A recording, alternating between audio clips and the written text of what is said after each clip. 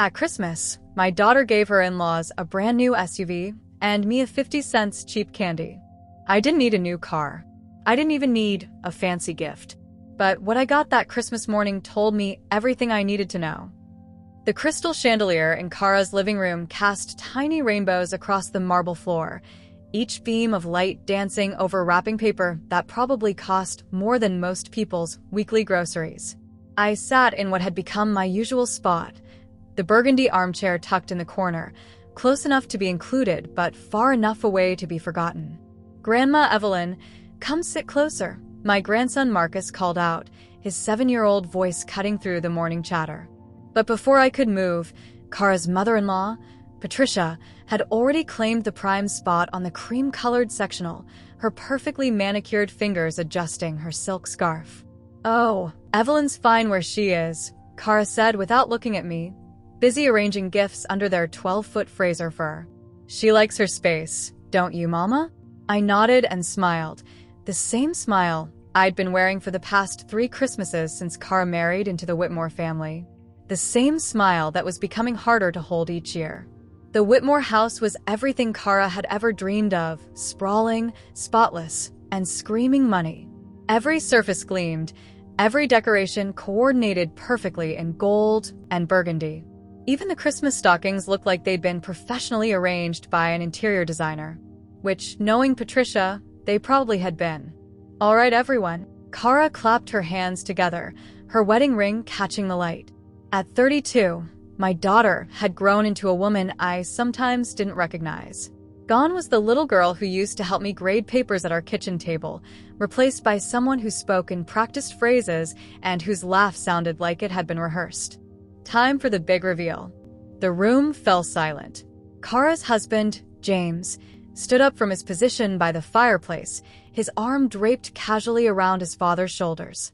The Whitmore men all looked the same, tall, blonde, and comfortable in a way that came from never having to worry about anything.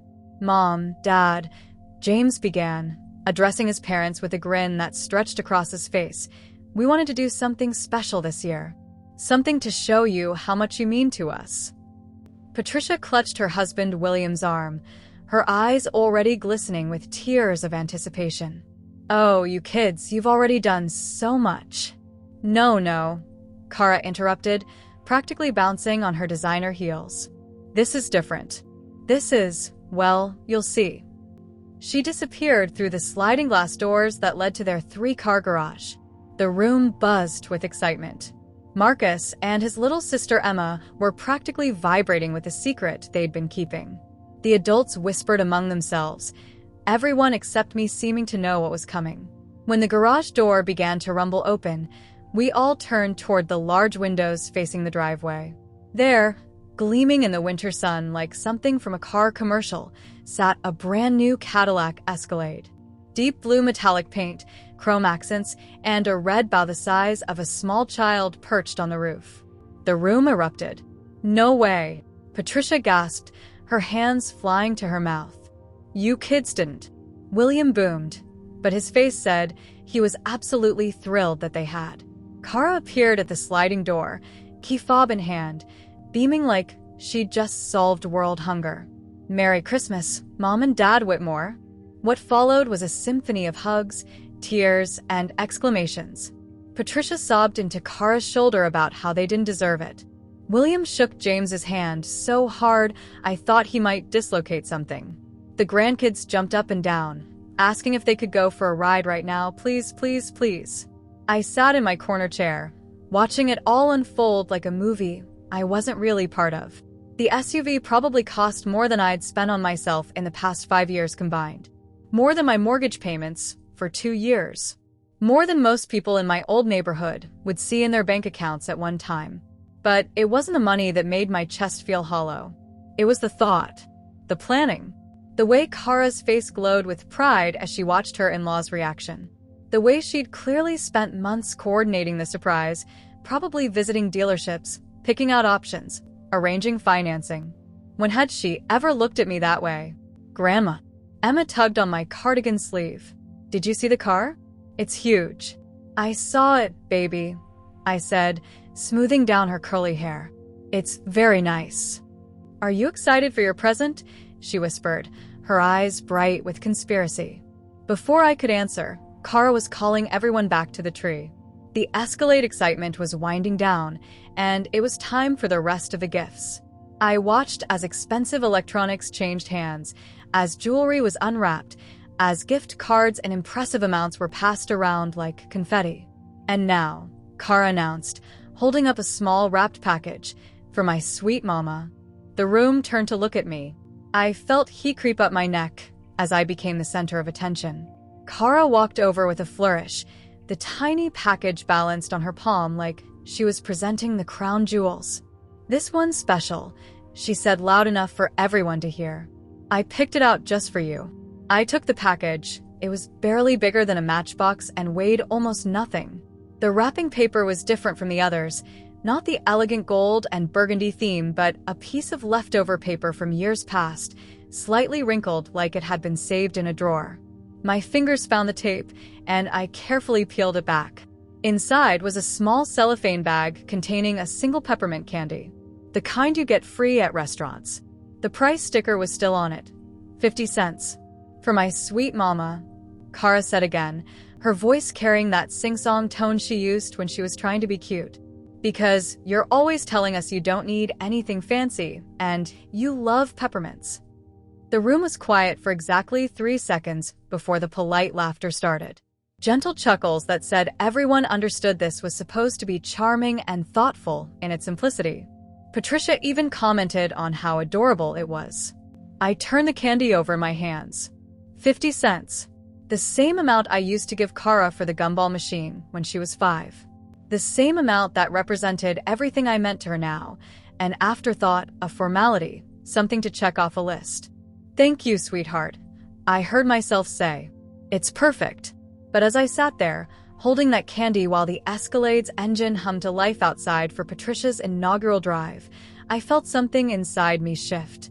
Something that had been bending for years finally reached its breaking point. It wasn't about the money. It wasn't about wanting an expensive gift. It was about being seen, about mattering, about the realization that my daughter had spent more thought choosing the bow for her in-laws' car than she had on my entire present. The candy wrapper crinkled in my palm as I closed my fist around it. In that moment, surrounded by laughter and luxury that would never include me, I made a decision that would change everything. I just didn't know it yet. They think I'm just a retired teacher in an old wooden house. What they don't know is I stopped being just anything a long time ago. The drive back to my house took 23 minutes through neighborhoods that grew progressively smaller, older, and quieter. By the time I pulled into my gravel driveway, the Christmas magic of Kara's world felt like something I'd watched on television rather than lived through. My cottage sat at the end of Maple Street like a period at the end of a sentence, small, definitive, and easily overlooked. The white paint was starting to peel around the window frames, and the front porch sagged just enough to make visitors watch their step. To anyone driving by, it looked exactly like what people expected from a 73-year-old retired teacher living on a pension. That was exactly how I wanted it to look. I sat in my 12-year-old Honda Civic for a moment, engine ticking as it cooled, still holding that peppermint candy. Through my kitchen window, I could see the stack of papers I'd been grading yesterday, not because I had to anymore, but because the local high school still called when they needed a substitute. "Just for a day here and there, Mrs. Patterson," they'd say. "You know these kids better than anyone." What they didn't know, what nobody knew, was that I could buy their entire school district if I wanted to. Inside, the cottage felt exactly like home should. Worn wooden floors that creaked in all the familiar places, bookshelves stuffed with paperbacks and hardcovers I'd collected over 50 years of teaching, and photographs covering every available surface. Photos of students from decades past, of Kara at every age, of my husband Robert before the cancer took him 8 years ago. I set the candy on my kitchen counter next to the newspaper I hadn't finished reading this morning. The business section was folded open to stock prices, a habit I developed 30 years ago when Robert first started teaching me about investments. "Evie," he used to say, pulling out his reading glasses to study the financial pages, "people think teachers can't build wealth because we don't make enough money. But it's not about how much you make. It's about what you do with what you have. Robert had been a high school math teacher just like me, but he understood numbers in ways that went far beyond algebra and geometry. While our colleagues spent their summers vacationing and their bonuses on new cars, Robert and I lived in this same small cottage, drove used vehicles, and funneled every extra dollar into carefully researched investments. Start small, he'd taught me. Buy what you understand. Real estate in good neighborhoods. Index funds that track the whole market. Companies that make things people always need. When Robert died, I'd expected to struggle financially. Teacher pensions weren't generous, and medical bills had eaten through our savings. But then the lawyer read his will, and I discovered my quiet husband had been busier than I'd realized. The real estate investments had multiplied. That little duplex we'd bought in 1987 had spawned 3 more rental properties. The pharmaceutical stocks he'd picked during the early 2000s had split multiple times. The retirement accounts I'd barely paid attention to had grown into numbers that made me dizzy. I walked into my small home office, what used to be Kara's bedroom before she left for college. The walls were still painted the soft lavender she'd chosen when she was 16, but now they were lined with filing cabinets and a desk where I managed what had quietly become a small empire. Opening the bottom drawer, I pulled out the folder I reviewed every quarter. My investment portfolio summary. 5 rental properties across 3 states. 2 trust funds that generated monthly income. Stock holdings in companies whose products I'd used for decades. The numbers at the bottom made me one of the wealthiest women in our entire county. Kara thought I was low maintenance because I shopped at discount stores and drove an old car. She thought I lived in this cottage because I couldn't afford anything better. She thought my life was small because that's what I'd let her believe. But every choice had been deliberate. Every frugal decision had been an investment in a future I was building for her. For years, I'd imagined the day I'd sit her down and explain it all. How we'd plan together. How she'd understand that every coupon I'd clipped, every vacation I'd skipped, every simple gift I'd been content with was part of something bigger. I dreamed of her face when she realized that her poor old mama could actually help her in ways she'd never imagined. College funds for the grandkids. The down payment on a bigger house if they wanted one. Freedom from the financial pressures that kept so many young families awake at night. The peppermint candy caught the light from my desk lamp, its cheap wrapper crinkling as I picked it up again. 50 cents. The same amount Robert and I used to budget for small treats when we were newlyweds, stretching every dollar until it screamed. But we'd built something from those stretched dollars. Something real and lasting and valuable. Something that was supposed to be Kara's someday. I opened my laptop and logged into my brokerage account, watching the numbers update in real time. Even on Christmas Day, money worked. Interest compounded. Dividends accumulated. Rental properties appreciated. All of it sitting there, waiting for a daughter who saw me as worth exactly 50 cents. The cursor blinked on the screen as I stared at the account balance. In a few clicks, I could change everything. Move money around. Update beneficiaries. Rewrite the future I'd spent 30 years building. But not tonight. Tonight, I needed to think. I closed the laptop and walked back to the kitchen, where I made myself a cup of tea and finally unwrapped that peppermint candy. It tasted exactly like disappointment, artificial and hollow, the kind of sweetness that didn't last. Outside my window, Christmas lights twinkled in neighbors' windows, and I could hear families laughing in houses up and down Maple Street. Normal families with normal problems and normal love. As I sat in my small kitchen, surrounded by the life I'd built in secret, I realized that all the money in the world couldn't buy what I really wanted, to matter to my daughter as much as she mattered to me. But maybe, just maybe, it could teach her what she'd lost. Sometimes, people show you who they are not with their mouths, but with their hands. And that SUV was screaming louder than words. The next morning, I woke to 17 missed calls from Kara. My heart jumped. Something must be wrong with the kids. But when I listened to the voicemails, they weren't about emergencies. They were about Instagram. Mama, you should see all the comments on the car photos. Patricia's friends are going crazy. The Hendersons want to know where we got it. Oh, and James's boss shared the post. This is so good for his career. I deleted the messages without listening to them all. Career moves. Social media posts. That's what the SUV had really been about. When had I become so naive? I made my coffee and sat at my kitchen table with a legal pad, something I used to do when lesson planning. But instead of algebra problems, I started writing down memories. Not the pretty Christmas morning moments, but the other ones. The patterns I'd been too blind, or too hopeful, to see clearly. Last Thanksgiving. Mama, you're so low maintenance. That's why we love you. Everyone had laughed when Kara said it, passing around Patricia's imported wine while I nursed the same glass of sweet tea all evening. Low maintenance meant last-minute invitations. Low maintenance meant the guest bedroom with the broken air conditioner. Low maintenance meant being grateful for whatever scraps of attention came my way. I'd smiled and nodded like it was a compliment. Because that's what you do when you love someone more than they love you back. You pretend their indifference is kindness. My 70th birthday last year. Kara had called that morning, voice rushed and distracted. Mama, I'm so sorry.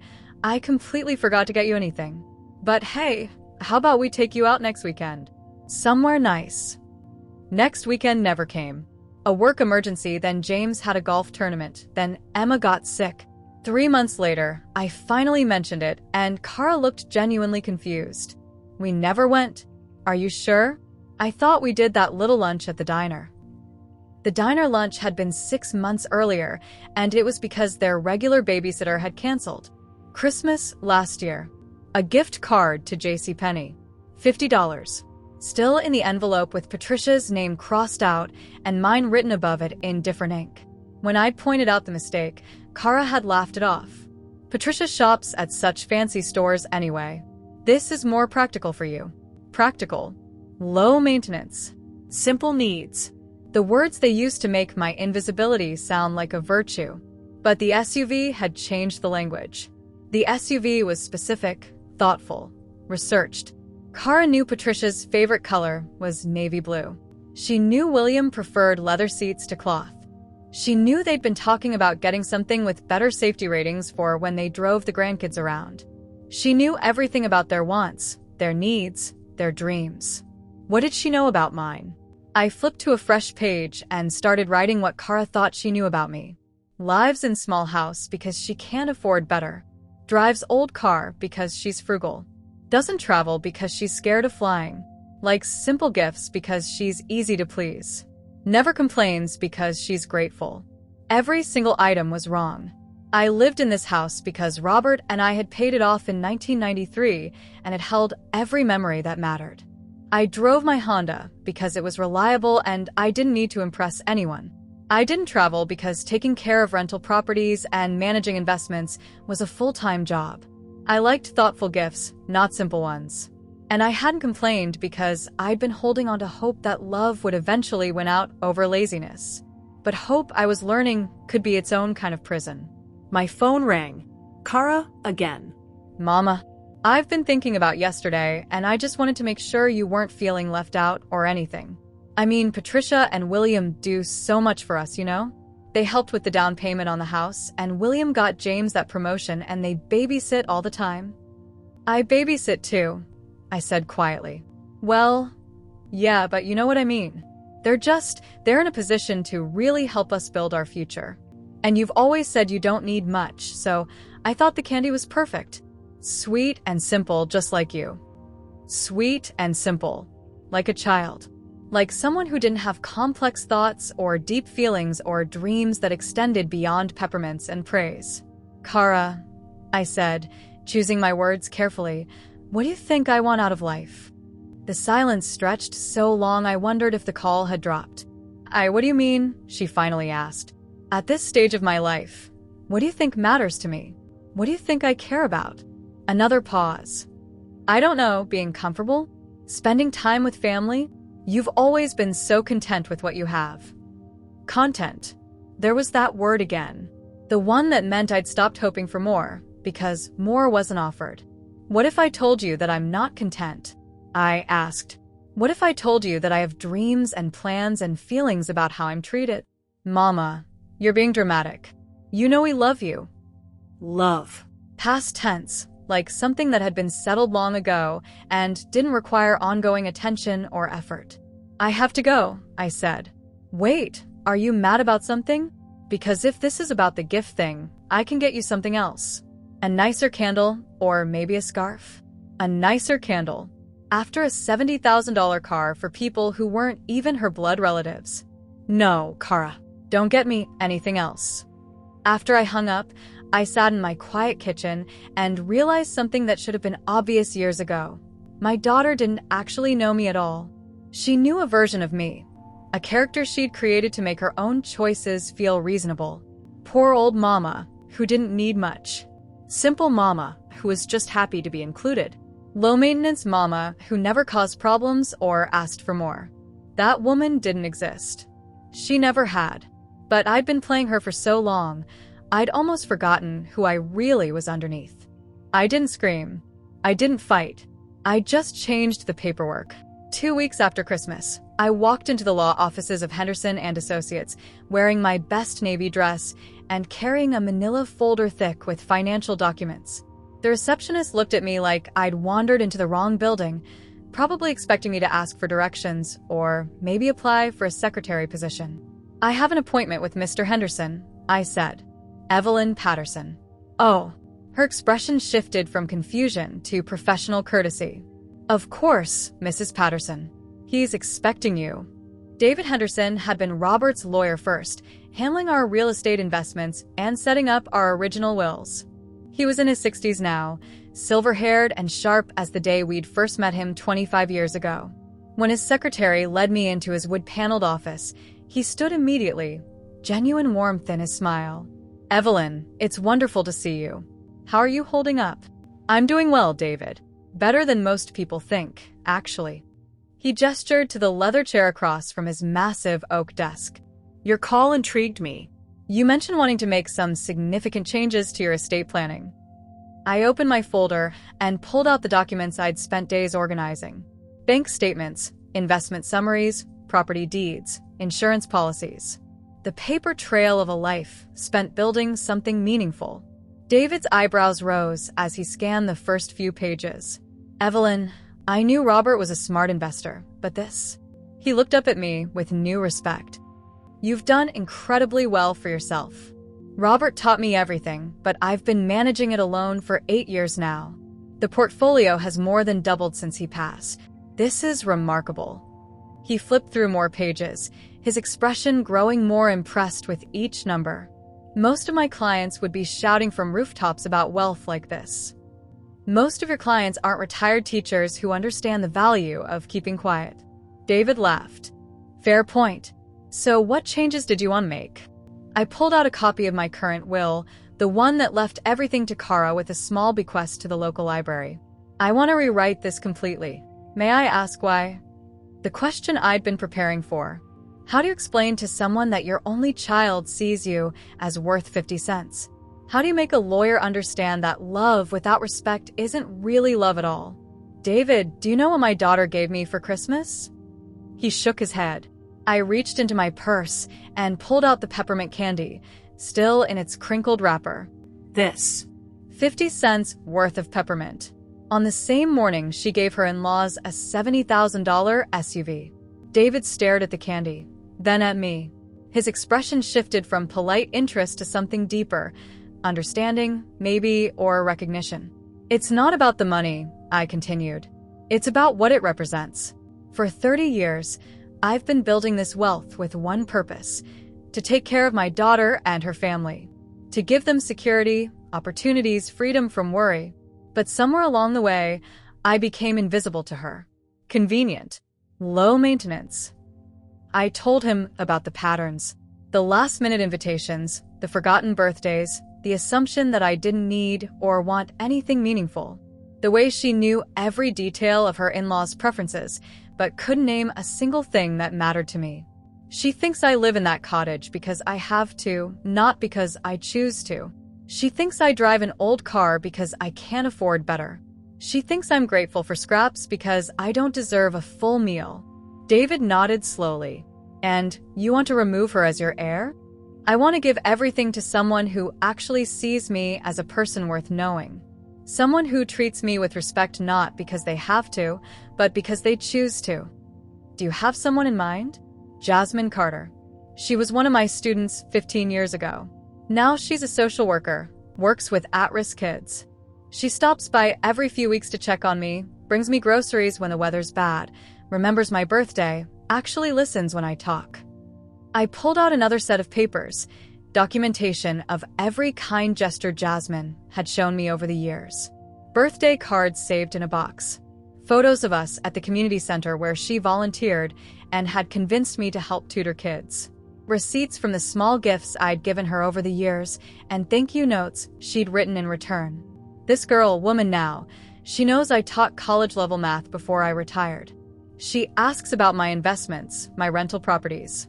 She's the only person in my life who's ever asked about my dreams for the future. David reviewed the Jasmine documents with the same careful attention he'd given my financial records. She sounds remarkable. But Evelyn, this is a significant decision. Have you considered that your daughter might change?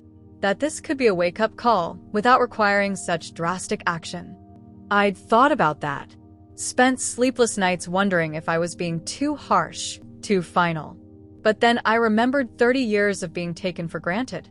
30 years of accepting less because I loved more. David, I'm 73 years old. I don't have time to wait for someone to decide I'm worth their attention. And honestly, if the only way Kara learns to value me is by losing me, then she never valued me at all. He was quiet for a long moment, pen tapping against his desk. What about your grandchildren? There will be a trust for their education.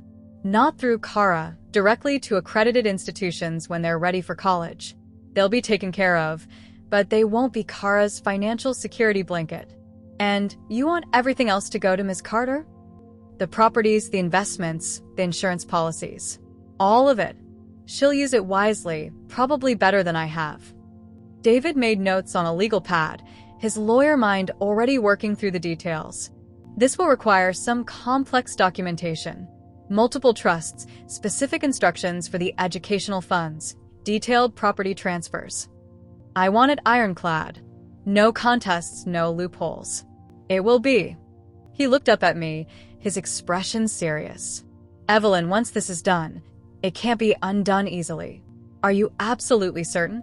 I thought about Kara's voice on Christmas morning, bright with excitement as she watched her in-laws discover their gift. I thought about the candy wrapper in my purse and the 3 words that had echoed in my head for 2 weeks. For my sweet mama. Sweet and simple. Easy to please. Low maintenance. I'm certain, David. It's time my choices reflected my worth, not my daughter's perception of it. He pulled out a fresh legal pad and clicked his pen. Then, let's rewrite your future. Even in death, I wasn't trying to shame her.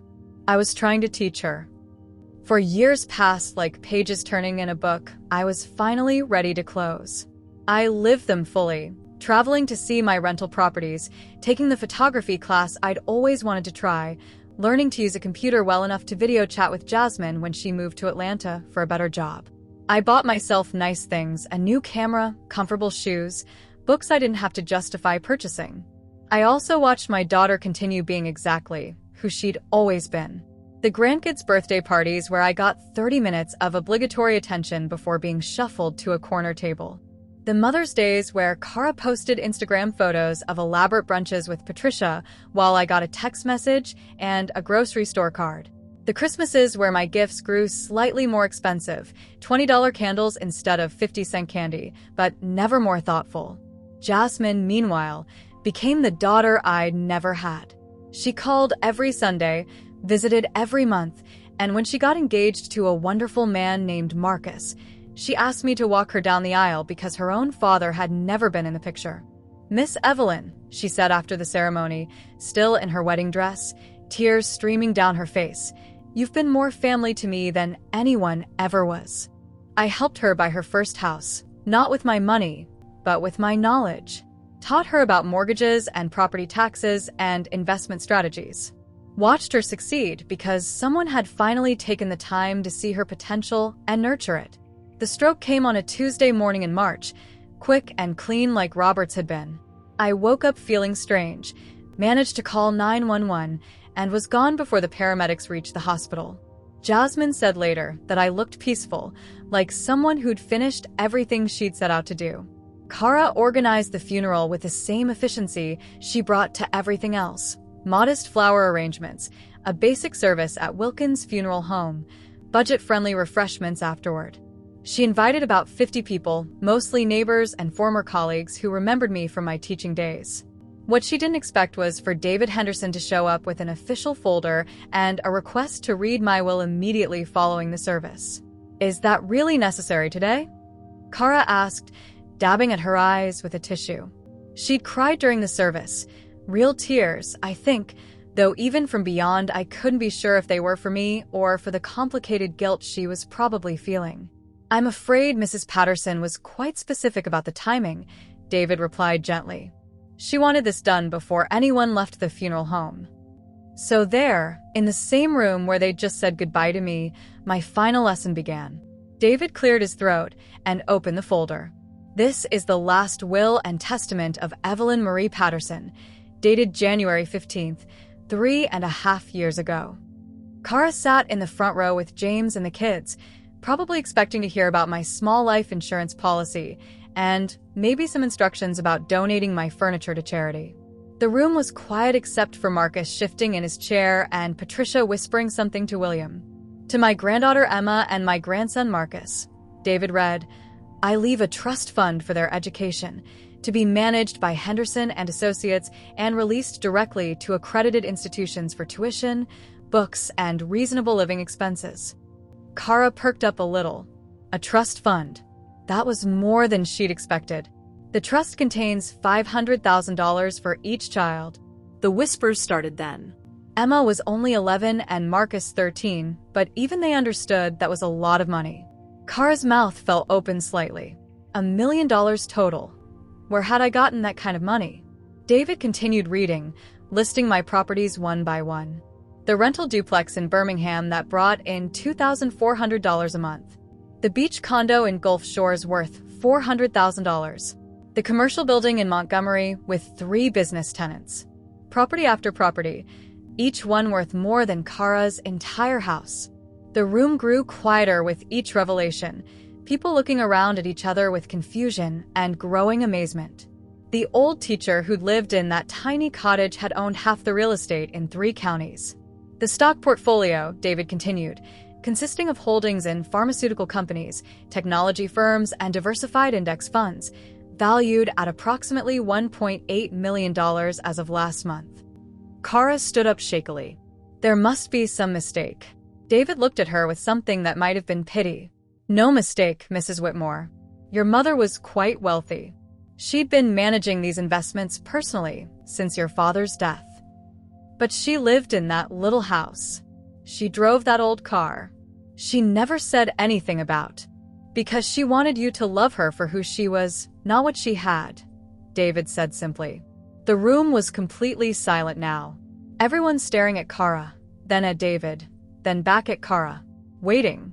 "Now," David continued, "for the disposition of the remainder of the estate, totaling approximately $4.2 million. Kara leaned forward, her hands gripping the back of the pew in front of her.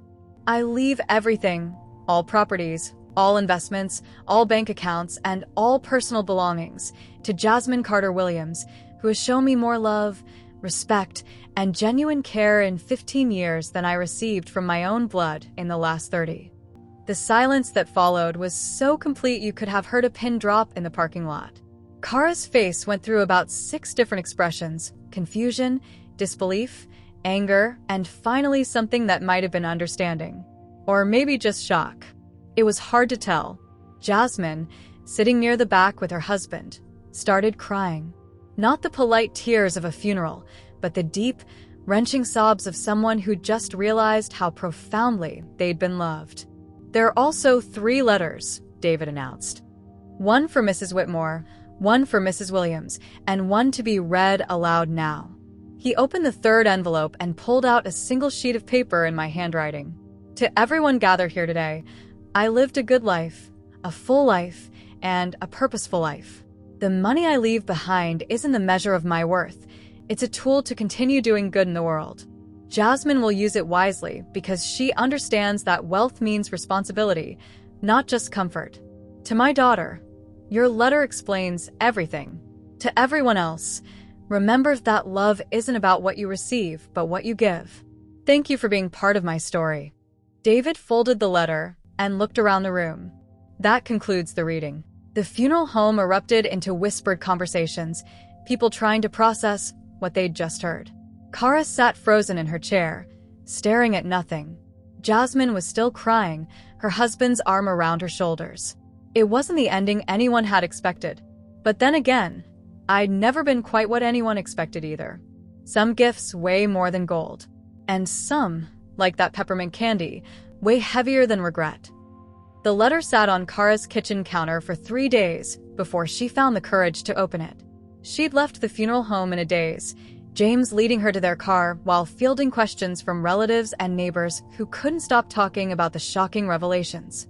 The drive home was silent except for the kids asking why everyone was so surprised and why Grandma Evelyn had been rich but never told anyone.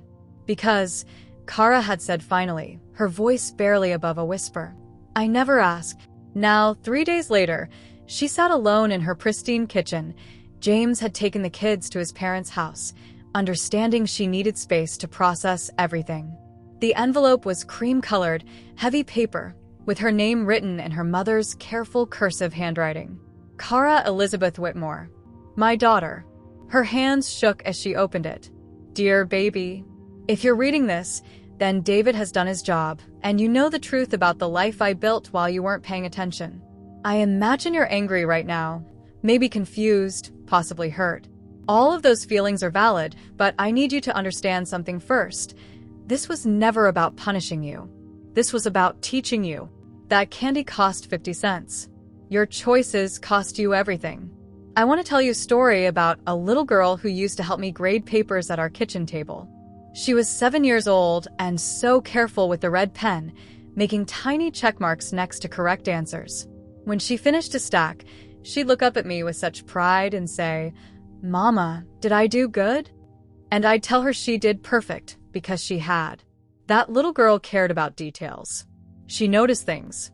She wanted to make me proud. I don't know exactly when that little girl decided I wasn't worth the effort anymore. Maybe it was when you married into a family that made our little life seem small. Maybe it was when you moved into a house where everything had to be perfect and I didn't fit the aesthetic. Or maybe it happened so gradually that neither of us noticed until it was too late.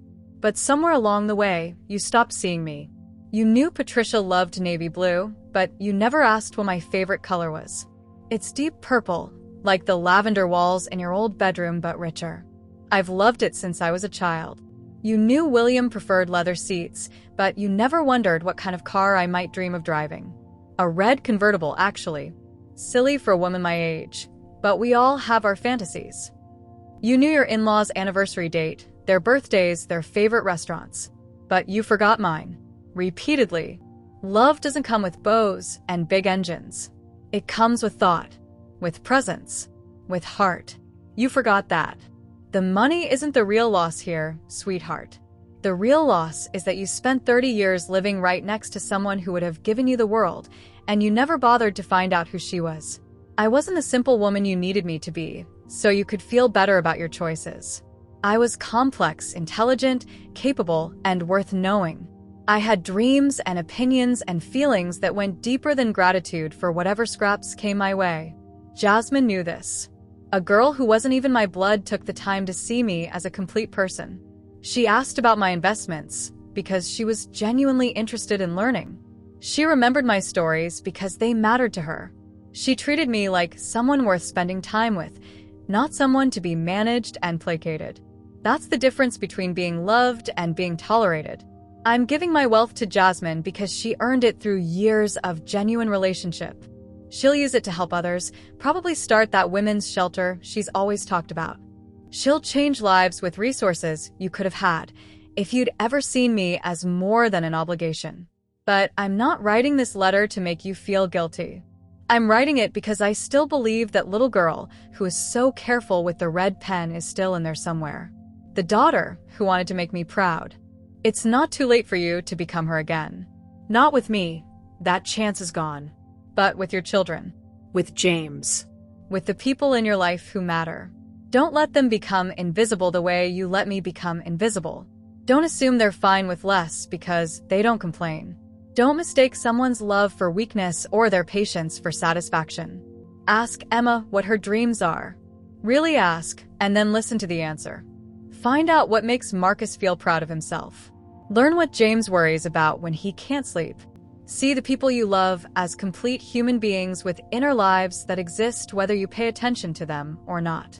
The SUV showed me everything I needed to know about your priorities.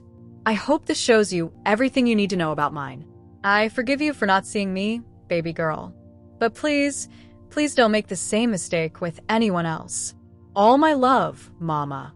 P.S. There's a box in my bedroom closet with every birthday card, every Mother's Day drawing, every school photo you ever gave me. I kept them all. That's what real love looks like. It holds onto everything, even when it's not getting anything back. Kara read the letter 3 times before the tears came. Not the polite funeral tears or the shocked tears from the will reading, but the deep, painful tears of someone finally understanding what they'd lost. She drove to her mother's cottage that afternoon. Jasmine had given her a key and told her to take whatever she wanted as mementos. The house was exactly as her mother had left it. Books everywhere, photos covering every surface, the smell of lavender sachets and old wood. In the bedroom closet, exactly where the letter said it would be, was a cardboard box labeled Kara's Things in her mother's handwriting. Inside were decades of memories, every crayon drawing, every school picture, every card she'd given her mother from age 5 to 32. Even the ones she'd signed hastily or picked up at the last minute. At the very bottom was a photo she didn't remember being taken. She was 7 years old, sitting at her mother's kitchen table with a stack of papers and a red pen, her tongue sticking out slightly in concentration.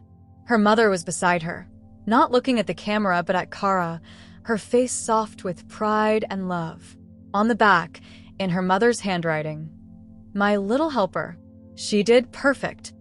Kara sat on her mother's bed, surrounded by the evidence of a love that had never wavered, and finally understood the difference between being loved and being cherished.